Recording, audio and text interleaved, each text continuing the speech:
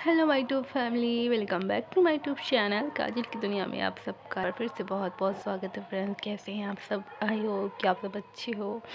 तो जैसा कि मैंने आप लोगों को पिछले वीडियो में बताया था कि हो सकता है ये वीडियो जो है मायके का लास्ट वीडियो हो सकता है, आपको नेक्स्ट वीडियो मेरे ससुराल जाके ही मिले। तो जी हाँ, ठीक वैसा ही हुआ। और उस वीडियो के बाद फिर मैं अगली सुबह आ गई अपने ससुराल। तो आ गए थे मेरे पतिदेव जी लेने के लिए अगले ही दिन। तो फिर आना ही पड़ा। जैसे कि मैंने आप लोगों को बताया था कि हम कितने भी रह ले, बट हमारा शादी के बाद जो है ना मायके से मन नहीं भरता है। और जितने दिन भी रहे तो कम ही लगता है। और ना ही मायके वालों का मन ये रहता है कि हाँ, मतलब जल्दी चले जाए। वो भी चाहते हैं कि मतलब रहने के बाद जो है ना उन्हें भी बहुत अच्छा लगता है। तो आप कितना भी दिन रह ले, बट आते वक्त जो है ना एक माँ का कहता है ना कलेजा फट ही जाता है। और बिल्कुल भी मतलब उस टाइम ना खासकर जो आने और जाने का ये दोनों जो टाइम होता है ना, तो ये बहुत स्पेशल टाइम होता है। बहुत अलग फीलिंग्स आती है जब हम ससुराल से मायके आते हैं, तो तभी की जो फीलिंग्स होती है वो कुछ अलग ही होती है और बहुत अच्छा लगता है। और फिर जब मायके से ससुराल आने का टाइम होता है तो मतलब बहुत अजीब फ़ील होता है।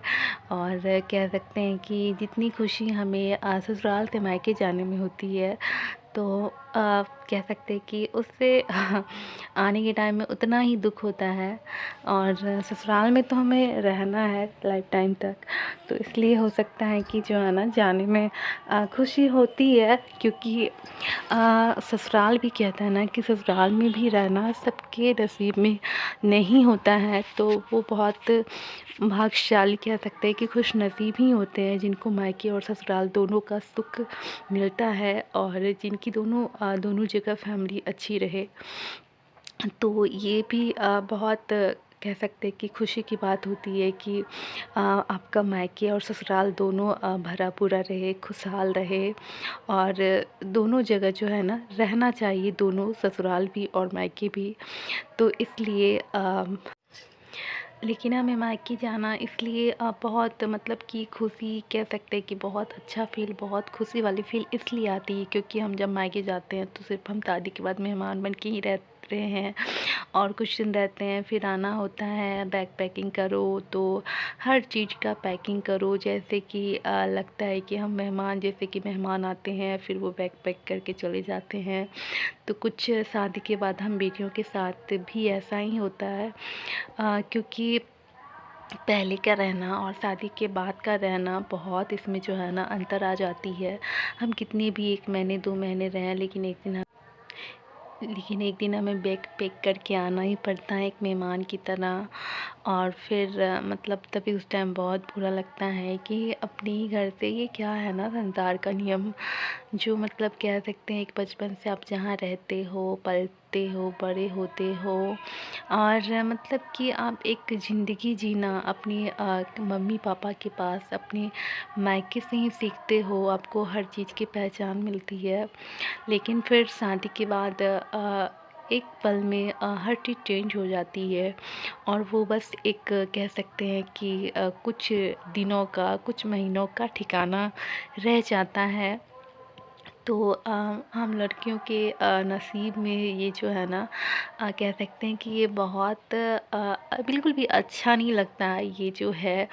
लेकिन कह सकते हैं कि हमें इसमें तो ढलना ही पड़ता है। और जो कह सकते हैं कि कहता है ना अब ये संसार का नियम है, पीढ़ी दर पीढ़ी ऐसे ही आ रही है। तो बस हमें समझौता करना ही पड़ता है। और हमें मन लगे चाहे ना लगे, हम अपने के बिना रह पाएँ चाहे ना रह पाएँ, बट हमें किसी न किसी तरह अपने मन को समझाना होता है और हम उसमें ढल जाते हैं। तो इस वजह से जो है ना, तो बस मेहमान बन के जाना और आना और रहना, तो ये सब छोटी-छोटी फीलिंग्स जो है ना बहुत अच्छा लगता है जब हम अपने मायके जाते हैं। तो और क्या है ना कि आप लोगों को तो पता ही है कि जब से पापा मेरे गए हैं तो फिर काफ़ी थोड़ा-सा पहले होता था क्या कि चलो पापा मम्मी तो है, कोई है चाहे नहीं है, बट वो दोनों हैं तो अच्छे से दिन कट जाएँगे और कोई दिक्कत नहीं है। बट अब पापा ना रहने के बाद जो है ना थोड़ा-सा जो है ना मम्मी पे ये लगता है कि वो एक अकेली रह गई है और सब है, बट फिर भी पापा की कमी तो हमेशा रहेगी और उनकी कमी कोई पूरी नहीं कर सकता। तो मैंने तो आप लोगों के साथ शेयर किया ही है कि जो हमारे लाइफ में पापा की एक वैल्यू, एक कमी थी, तो वो कमी हमेशा के लिए रह गई है और कभी पूरी नहीं हो सकती। तो इस दुःख के साथ आने के टाइम बहुत बुरा लगता है जब पापा देखने नहीं मिलते हैं हम लोगों को, कि काश अभी पापा रहते तो क्या तभी का जो होता है ना पल होता, बट अभी क्या है। तो खैर ये सारी बातें तो होती रहेंगी। तो यहाँ पे देख लीजिए मेरी जाने की तैयारी हो गई है और यहाँ पे मेरे पतिदेव जी आ गए हैं और यहाँ पे मेरा बेटा बैठा हुआ है और उसे तो कुछ ज़्यादा ही जल्दी है गाड़ी पे घूमने की। और यहाँ पे मम्मी पूजा कर रही है और जाते जाते देख लीजिए मैं हर चीज़ की यादें अपनी साथ लेके जा रही हूँ। और ये जो है ना अभी टाइम हो रखा है 11 और हम लोग 12:30 पौने 12 होते होते निकल जाते हैं।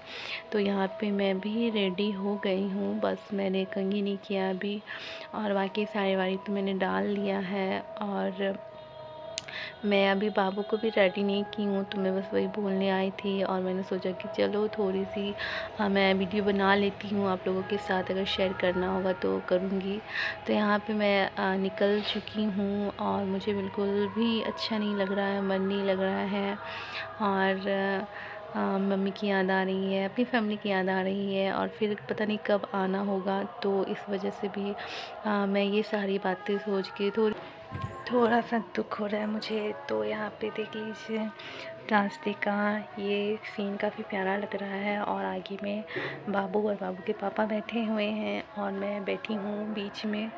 तो यहाँ पे मुझे तो मतलब क्या कहूँ, बिल्कुल भी अच्छा नहीं फील हो रहा है, बट कोई बात नहीं। काफ़ी दिन मैं रह गई थी अपने मायके में इस बार, तो कुछ कर नहीं सकती, हस्बैंड को भी नहीं बोल सकती क्योंकि मैं बहुत दिन रह चुकी।